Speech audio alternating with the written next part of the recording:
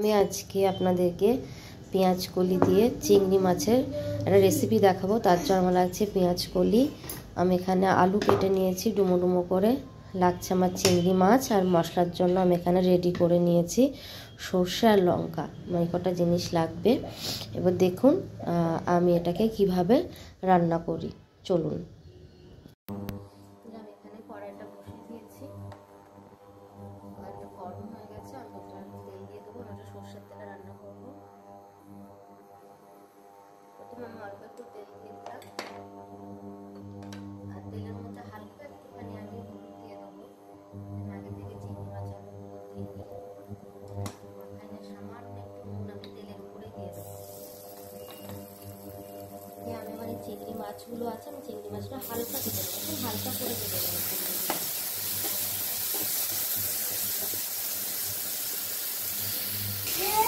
আমার চিংড়িগুলো ভাজা হয়ে গেছে, খুব হালকা করে ভাজবো। এবার আমি চিংড়িগুলো এই বাটিটাতে আমি তুলে নেব।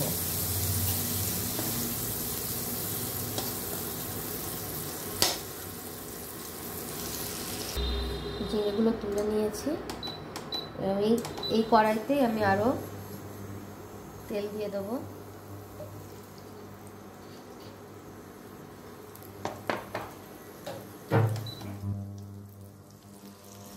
তেলটা গরম হয়েছে, এবার এর মধ্যে আমি ফোড়নে দিয়ে দেবো। পাঁচফোড়ন দিয়ে দেবো, একটা তেজপাতা দিয়ে দেবো, একটা শুকনো লঙ্কা আমি ফোড়নে দিয়ে দেবো।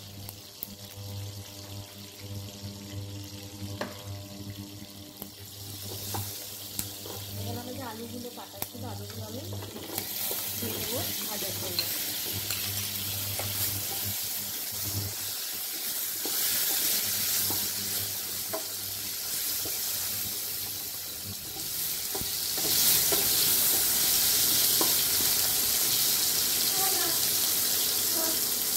আলুটা একটু ভাজা হোক ততক্ষণে। আলুটা আমার ভাজা হয়ে গেছে কিছুক্ষণ।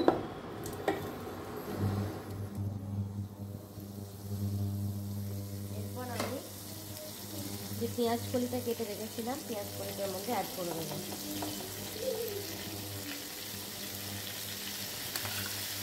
যেটা এখন পেঁয়াজ কলি ঠান্ডাও চলে যাচ্ছে, পেঁয়াজ কলিটা আস্তে আস্তে উঠে যাবে।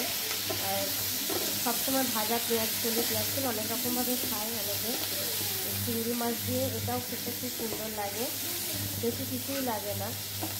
আবার যদি কেউ ভাবে যে আমি মশলা দেবো না, শুধু পেঁয়াজ কলি দিয়ে করবো, সেটাও হবে, সেটাও করতে পারেন মশলা না দিয়ে। তো আমি এটাতে একটুখানি সর্ষে আর লঙ্কাটা পেস্ট যেটা আমি করে দেবো সেটা আমি অ্যাড করবো। তো এটাকে আমি ভালো করে কষিয়ে নেবো, খুব ভালো করে এটাকে কষাতে হবে, কারণ পেঁয়াজ কলি দিয়ে জল বেরিয়ে যায়।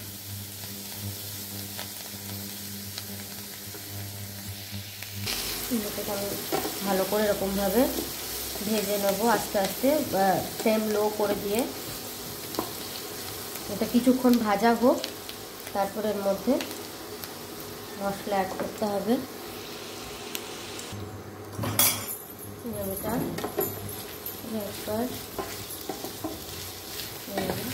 ভালো করে একটু ভাজতে হবে। পেঁয়াজ কলিগুলো একটু ভাজা হয়ে গেলে আমি এর মধ্যে মশলা অ্যাড করে দেবো। এবার এর মধ্যে আমি পরিমাণ মতো লবণ আর হলুদ দিয়ে দেবো।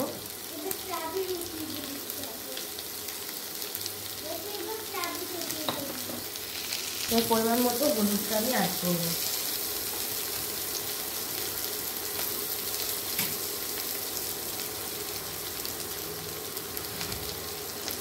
এটাকে ভালো করে মিক্স করে দিই, লবণ আর হলুদটা সবজিগুলোর সাথে।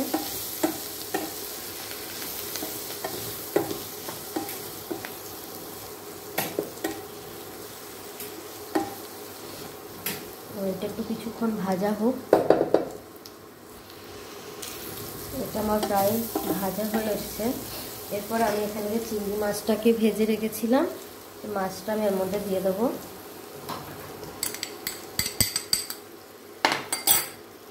মিক্সড করবো। আমার এই ধরনের এত শর্টকাট, এত কম মশলায় রান্না যদি ভালো লাগে আমার চ্যানেলটাকে অবশ্যই সাবস্ক্রাইব করবেন, পাশে থাকা বেল আইকনটা প্রেস করবেন যাতে আমি ভিডিও আপলোড করার সাথে সাথে আপনাদের কাছে নোটিফিকেশানগুলো পৌঁছয়, আপনারা যাতে দেখতে পারেন। আর ভালো লাগলে লাইক শেয়ার কমেন্ট তো অবশ্যই করবেন। এরপর আমি এই যে সর্ষে আর লঙ্কা যেটা পেস্ট করে রেখেছিলাম সেটা আমি এর মধ্যে দিয়ে দেবো।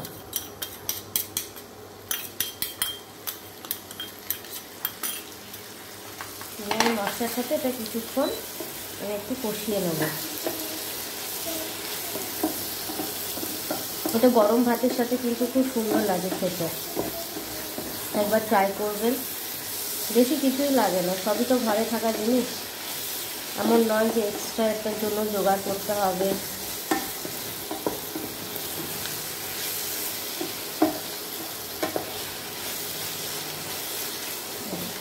এবার একটু কিছুক্ষণ 1 মিনিট মতো এটাকে আমি কষিয়ে নেব।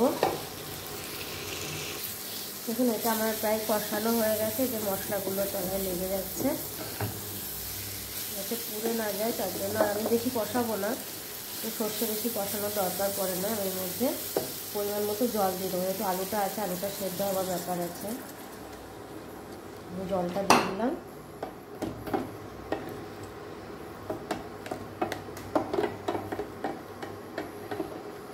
এবার এটাকে আমি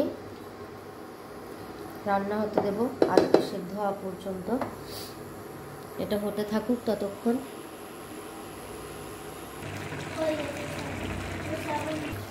একটু নেড়ে দিই, আলুটা সেদ্ধ হয়েছে কিনা দেখে নিই।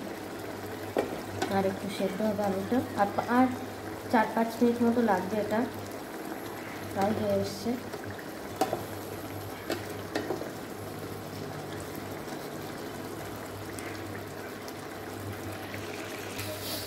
এটা হয়ে এসছে, একদমই রেডি হয়ে গেছে। পেঁয়াজ কলি দিয়ে চিংড়ি মাছের ঝাল, খুব সুন্দর টেস্টি হয় এটা খেতে। অবশ্যই আমি যে রেসিপিটা আপনাদের কাছে শেয়ার করছি এটা আপনারা বাড়িতে একবার ট্রাই করবেন, করে কেমন লাগলো আমাকে কমেন্টে জানাবেন। এটা হয়ে গেছে, আমি এটা বন্ধ করে দেবো, যে আমি এটাকে তুলে নেব পাত্রে। আমি আপনাদেরকে ফাইনাল লুকটা আর একবার দেখিয়ে দিচ্ছি।